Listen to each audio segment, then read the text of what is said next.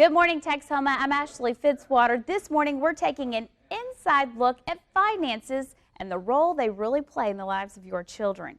Parents, did you know that 44% of those polled said they learn most of their financial habits at home? It's a shocking statistic from the National Foundation for Credit Counseling. So today, we're sitting down with them to learn more on how to take advantage of that knowledge and really impact your little ones at home or even your teenagers. And joining me now to talk about just that is Gail Cunningham. She is the NFCC Vice President of Membership and Public Relations. Gail, thank you so much for being here today. We want to jump right into this. We're so excited to hear all of these great tips. Well, I'm excited to be here and talk about the opportunity that everyone has in front of them with it being summer break. You know, we struggle with our finances as adults, and a lot of people don't realize that what they're doing imprints the children long term. So at the NFCC, we ask a question of those who came to our website. Tell us about where you learned about financial literacy, and if your parents imprinted you, how that impacted you as an adult. Well, we did this in two different surveys. One question asked, where did you learn the most about personal finance? Overwhelmingly, 44% of adults said, I learned it at home. Now, contrast that to that the next highest number was just 10% saying, I learned it at school. Wow. Less than half of the states have mandated financial education as a part of the curriculum for high school graduation. Now, some will throw it in a chapter, let's say, to a life skills class or something like that, but it's not dedicated curriculum to personal finance, even though all of us, when we graduate, have the need for that.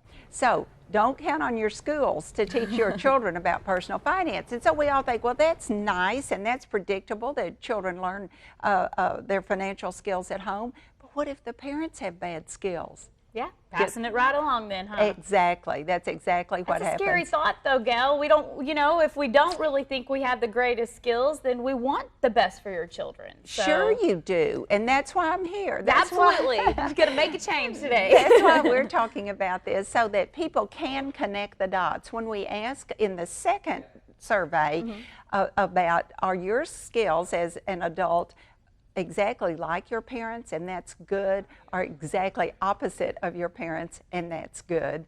Most of them said they are exactly opposite of my parents, and that's good. So people did connect the dots. They realized my parents had lousy financial skills. Maybe they heard arguments in the home about money. Maybe they saw that they were dodging telephone calls or hated opening the door or opening the mail because it's bill collectors. So the child then chose to be exactly opposite. But as you might think, some also said my skills are exactly like my parents, and that's good. So that's good. I'm not trying to broad brush. No, not at all. No, I definitely say I was probably blessed in that area too, you know, a lot of upbringing. But I think I still want to teach even more, because I think even as the older you get, you learn more in your experiences. Sure. To teach them to your kids. So something I really didn't think about, you know, how much, that's a huge impact, 44%. So we're excited, you know, to really break that down today. And like you said, not everyone, of course, teaching their kids bad skills, but there's always ways to grow. So that's what we're ready to learn. And you're teaching whether you sat down and had a lesson plan and you know, marked off this time to learn about personal finance as one of your activities for the summer with your child. Sure, I think that's a keen idea too. But no, I want parents to understand they are teaching by how they handle money, by their conversations about money, by their choices when they make purchases, etc. They're watching and listening, aren't they? They kids? certainly are. They definitely are. For better or worse. Absolutely. Now you said, and you know, many people may think, well, I have teenagers, my kids are about to leave the house, but that's actually a big group you're targeting today. So that's good news, right? I mean, a lot of tips that you have for that age group. Well, that's right, and I focused on that even though there are financial skills that are able to be taught to children even preschool children. I focused on teenagers today with some tips simply because this is your last chance. They're about to leave home, and so let's get them while we still can. And I came up with just some conversation starters, maybe some icebreakers for casual conversation. You're just hanging out, you're in the car, you're on the couch, whatever, and some tips to start a conversation with them about personal finance. Well, let's go ahead and go over a few of those. I know we're going to have to take a break definitely in the middle of this, but let's get started. Let's jump right in there. What if you're thinking, okay, I can do this, you know, I want to talk to my teenager about this. What are some of those conversation starters? Well, I think it's terrific for your teenager to have a job and earn some money. And so that leads to, well, what do you think the minimum wage is? Well, children may not have any idea that there is a minimum wage, a minimum that they're to be paid, or what it is. And then they're likely to think, once you tell them what it is, that they're worth a lot more than that their time is more valuable than that. So then you can ask them, well, tell me, I think your time's probably more valuable too, but I'm not your boss. I'm not the one signing your paycheck. How would you convince your boss that you're worth more than the minimum wage, that your skill set is exactly valuable to them? And so that gets the wheels turning, and they realize they're going to have to justify the money they earn. Absolutely, helping them in the interview process already too. So. That's right. In the real world, that's how it works, isn't it, Ashley? Oh, definitely, definitely. Those are always good tips if you can pass those along. How to, you know, especially competition. So it's always good to have that leg up and learn as many tips as you can. Any other conversation starters? You know, what if it's a teenager who maybe isn't as receptive? Any ideas that you have there? Well, you know, most teenagers, their goal in life is to get a car. Sure. And so, you know, you might say, well, I know that you want to get a car pretty soon, or when you turn 16 or whatever, or when you graduate. Now, tell me, do you know the difference in collision insurance and liability insurance? Because you're going to have those types of insurance. And as a matter of fact, I would suggest having the child pay for their insurance and their gas, earn money to pay for both of those. They're going to treat that car with much more respect if they have some skin in the game. But to explain the difference, they're likely going to say, no, Mom or Dad, I don't understand the difference in collision and liability insurance. Gives you a chance to bone up on it yourself, maybe have an insurance review of your own, and then impart that information to your teenager. I love that. It's a great idea, and it's something that interests them as well. So there you have their attention. Exactly. So, a great tip, great tip. So we have so much more, and more on how you can talk to your teen, even your little ones, about finances, for better or worse. I love the title of that, Gail. Stay with us. We need a quick break. We'll be right back with more.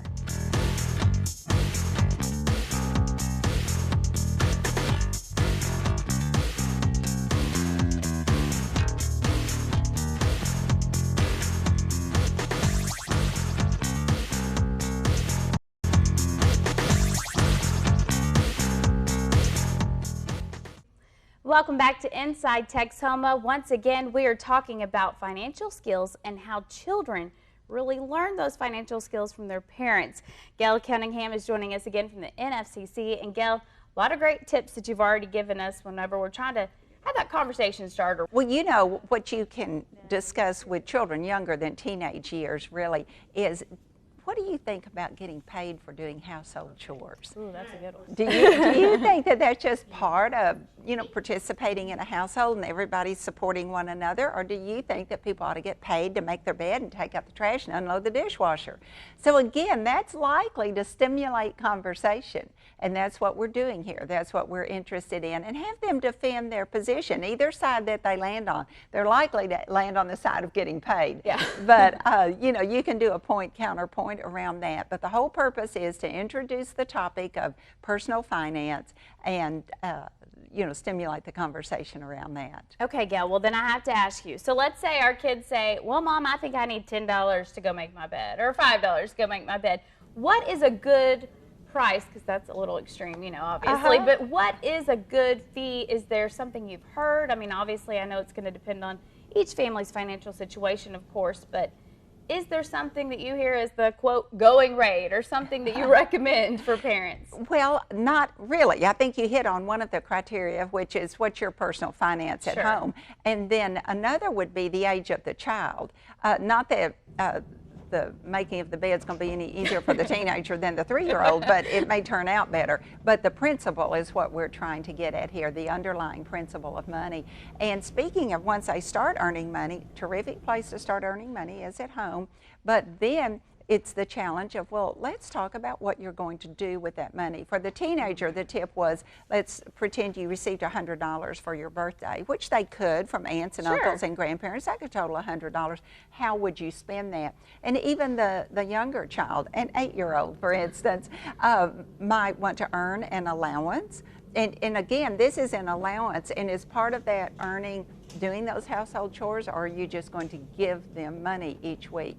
But regardless of how they end up with that money, you need to have the conversation about how it's going to be spent. Personally, I like the 80-10-10 rule. You can have 80% of that money, do with what you want. You can, you know, go buy popsicles with all of it, 80% of it if you'd like.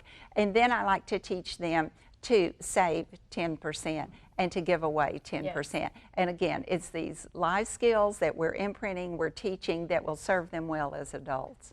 I totally agree, and you know, that's something as a child you learn, and then you continue that throughout your life, especially the, you know, the saving and of course the giving, whether that's through religious, you know, if it's tithing or, you know, giving to a charity or saving, like you said. Right. Why do you think it's important to teach them to even save at such a young age, just to continue doing that throughout life? Absolutely. And then let's say they saved money toward a new bicycle, and you were going to contribute half or whatever your arrangement was. That new bicycle is likely to need a new tire at some point. So that again is a lesson, a teachable moment where, oh, okay, honey, you've got to dip into your savings then for this rainy day emergency, because, you know, mom and dad have that too when the roof leaks or we have a flat tire. So that's again teaching them what to do. Is there an appropriate age where you really start doing that? Or is it, even if they don't really understand it, you're just kind of helping them do it? Well, I think that as soon as your child starts inquiring about money, you know, the typical joke is that the child's at the store with you and begging for an item, and you say, well, honey, I'd love to give that to you, but I don't have any money, and they say, charge it. Yeah. And so, again, teachable moment. When you get to the car, you can talk about money and that plastic card and what the difference is. If they're young, I think also you can do the envelope method. And I think that's terrific. I've known of moms who carried an envelope in their purse for each child. They beg for the money when, the item when they're at the store, and you go, sure. See, you're not the meanie.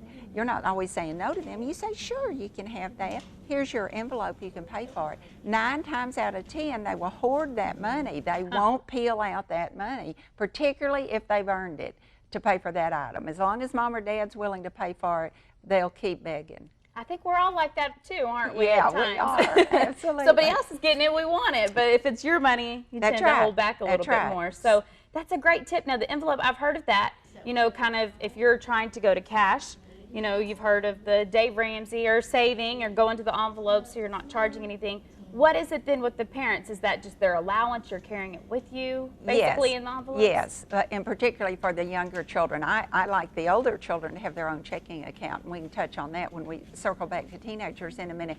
But for the younger ones, we all know they're going to hang out that grocery shopping cart and reach over there at checkout and beg for things. So just let them say, sure, you can have that, and get in their envelope. How do they get that money in their envelope? Either they've earned it or it's their allowance. That is a tip I'm writing down, Gail. Thank you very much. Okay, that's your takeaway. Something we can all take away from this. I love this. Well, Gail, thank you so much again. We need another quick break. We are not done, so don't go anywhere. We'll be right back with you.